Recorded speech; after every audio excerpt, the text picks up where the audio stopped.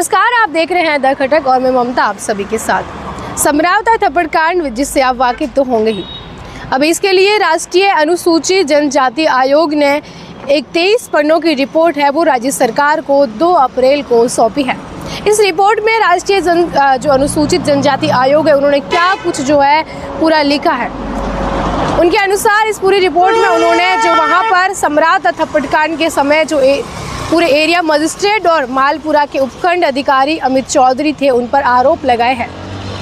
उनका कहना है कि इस पर जांच होनी चाहिए। पुलिस और अधिकारियों पर इस रिपोर्ट में आरोप लगाए गए हैं। राज्य सरकार को ये रिपोर्ट सौंपी गई है। वहीं है जो रिपोर्ट के अंदर नरेश मीणा द्वारा एसडीएम अमित चौधरी को थप्पड़ मारने को अनुचित भी बताया गया है। दरअसल 13 नवंबर 2024 को देवली उनियारा में उपचुनाव में वोटिंग हो रही थी और इस दौरान निर्दलीय प्रत्याशी नरेश मीणा और एसडीएम अमित चौधरी के बीच नोकझोंक हो जाती है। ऐसे में निर्दलीय प्रत्याशी नरेश मीणा द्वारा एसडीएम अमित चौधरी को थप्पड़ जड़ दिया जाता है और इसके बाद जो समरावता में होता है वो सब लोगों ने देखा है। जिस तरह की आगजनी भयावह घटनाएं हुई थी, ग्रामीणों द्वारा आक्रोश था। नरेश मीणा के सपोर्ट में लोग सड़कों पर आ गए थे। पुलिस को घेर लिया था तो पुलिस ने ग्रामीणों पर लाठी चार्ज और लाठियाँ भी काफ़ी बरसाई थी। वहीं जो है जगह जगह पर वहाँ के स्थानीय लोगों ने आगजनी कर दी थी। 3 से 4 दिन तक जो पूरा समरावता है उसमें हिंसक घटनाएं कह सकते हैं होने लगी थी। पुलिस और ग्रामीण जो है आपस में लड़ने लगे थे, लाठियां और पत्थर है वो बरसाने लग गए थे। ऐसे में इस रिपोर्ट के अनुसार कहा गया है कि वहां पर निर्दोष ग्रामीणों पर मुकदमे चलाए गए हैं, ज़बरदस्ती गिरफ्तार किया गया है जिसमें पुलिस की गलती बताई गई है और अधिकारियों के लिए जाँच करने के आदेश दिए हैं। और जो वही है 30 दिन का समय दिया गया है सरकार को कि इस रिपोर्ट के आधार पर 30 दिन तक सरकार है पुलिस और अधिकारियों की जांच करे। वहीं के आपको बता दें कि नरेश मीणा को फिलहाल जमानत याचिका उन्होंने दायर की थी, वो भी निरस्त कर दी गई। उनकी याचिका पर सुनवाई भी नहीं हुई, रद्द कर दी गई, यानी कि वो जेल के अंदर है। वहीं समरावता में ये 30 दिन के अंदर जवाब मांगा गया है। इस पूरे 6 सदस्य थे कमेटी में और उसकी जो 6 सदस्यों की अध्यक्षता कर रहे थे निरुपम चकमा।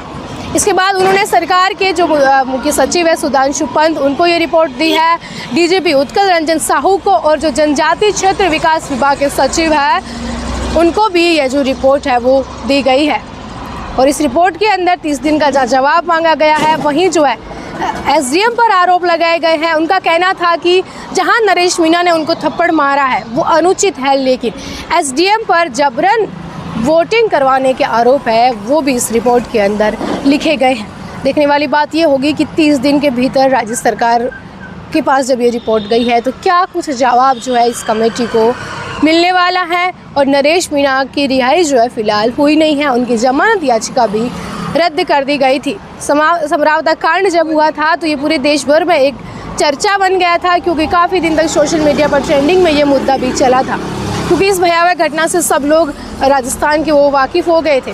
वहाँ पर जो एक डर का और भय का माहौल है 3 से 4 दिन तक हो गया था, लोग अपने घरों में बंद हो गए थे। वहीं वहाँ के ग्रामीणों का आरोप ये है कि उनको जो है उन पर निर्दोष लोग थे उनको जेल में डाला गया, उन पर मुकदमे चलाए गए। हालांकि पुलिस का यह कहना है कि ग्रामीणों ने पुलिस पर भी पत्थरबाजी कर दी थी, उनके ऊपर डंडे भी बरसाए थे। जो ग्रामीणों और पुलिस की उस वक्त की झड़प है वो भी काफ़ी है वो देखी गई थी। कैमरे के पीछे है सहयोगी दीपेंद्र। देखते रहिए द खटक। धन्यवाद।